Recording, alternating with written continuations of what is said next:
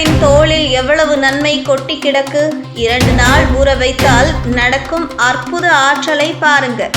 பழங்களை சாப்பிட்டுவிட்டு அதன் தோலை எளிதாக குப்பையில் போட்டு விடுவது நம்மில் பலரின் பழக்கமாக உள்ளது.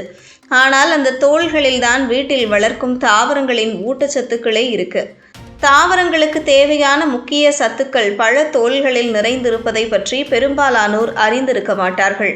பழத்தோலை வீணாக்காமல் பயன்படுத்தினால் அது நம் வீட்டு பூச்செடிகளுக்கு சிறந்த இயற்கை உரமாக மாறி அவற்றை பசுமையுடன் வளர வைக்கும். வாழைப்பழத்தோல் தாவரங்களுக்கு பொட்டாசியம் வழங்கும் மிகச்சிறந்த மூலமாகும். இதனால் செடிகள் விரைவில் பூத்து குலுங்கும். அதேபோல ஆப்பிள் தோலில் ஆன்டி ஆக்சிடென்ட்டுகள் அதிகம் உள்ளன.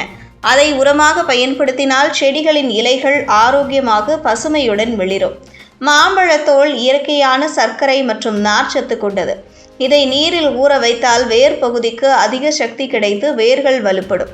அதேபோல அவகடோ தோல் மற்றும் விதை இரண்டும் தாவரங்களுக்கு சிறந்த ஊட்டச்சத்தை வழங்கும். அவற்றை சிறு துண்டுகளாக நறுக்கி கண்ணாடி பாட்டிலில் போட்டு கொதித்த சூடான தண்ணீரை ஊற்றி மூடி வைக்க வேண்டும். 2 நாட்கள் கழித்து அந்த நீர் முழுமையாக இயற்கை உரமாக மாறும்.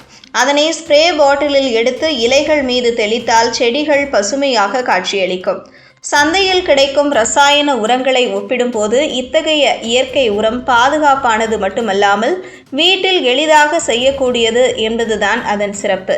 தொடர்ந்து இந்த முறையில் தோல்களை பயன்படுத்தினால் வீட்டில் உள்ள பூச்செடிகள் விரைவில் பசுமையுடன் மலர்ந்து சுற்றுச்சூழலுக்கும் தீங்கு விளையாத பாதுகாப்பான சூழலை உருவாக்கும்.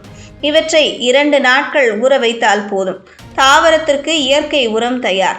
இத்தகைய பழத்தோல் உரம் செடிகளின் பூக்கும் திறனை அதிகரிக்கிறது. இலைகள் தடித்தும் ஆரோக்கியமாகவும் வளரும். வீணாக குப்பைக்கு போகும் பொருள் இப்போது செடிகளின் வளர்ச்சிக்கு பயன்படுகிறது என்பதில் ஒரு தனி மகிழ்ச்சி உண்டு. இதனால் இனி பழங்களை சாப்பிட்டுவிட்டு அதன் தோலை வீணாக்காமல் இயற்கையான உரமாக மாற்றி நம் வீட்டு பூச்செடிகளுக்கு அன்புடன் ஊட்டி வளர்ப்போம். இது நம் வீட்டையும் பசுமையுடனும் சுற்றுச்சூழலையும் சுத்தத்துடனும் பாதுகாக்கும் ஒரு சிறந்த வழியாகும்.